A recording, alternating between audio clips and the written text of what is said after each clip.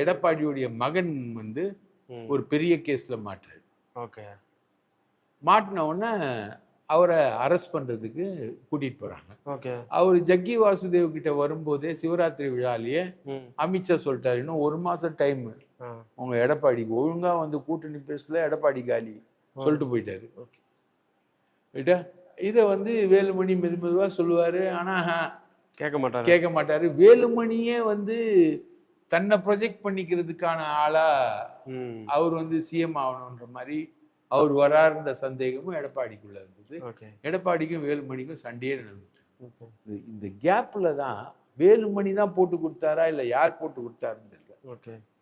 எடப்பாடியுடைய மகனோட சீக்ரெட் எல்லாத்தையும் எடுத்துட்டாரு. டெல்லி எடுத்துருச்சு. டெல்லி எடுத்தோடனே அவரை கைது பண்ண கொக்கி போடும்போது இவரு தென்னையை பெத்தா இளநீர், புள்ளைய பெத்தா கண்ணீர்னு இவர் ஓடுறாரு. அண்ணன் 3 கார்ல ஓடுறாரு, நான் பார்க்க போகலன்றாரு. அவரு டெல்லிக்கு தனியா போறாரு. சட்டமன்றத்தில் இருக்க வேலுமணியை கூப்பிடுறாரு, கேபி முனுசாமியை கூப்பிடுறாரு, அங்க சிவி சண்முகம் இருக்கிற எல்லாரையும் கூப்பிட்டு உட்கார வச்சு பேசிட்டு வந்துடுறாரு. அவரு ட்விட்டர்ல போட்டுக்கிட்டே இருக்காரு, இவரு கண்டிக்கவே இல்லை. சக்தி தந்திரும் அன்னை டேட்ஸ். அன்னை என்றால் அன்பு, அன்னை டேட்ஸ் என்றால் தெம்பு.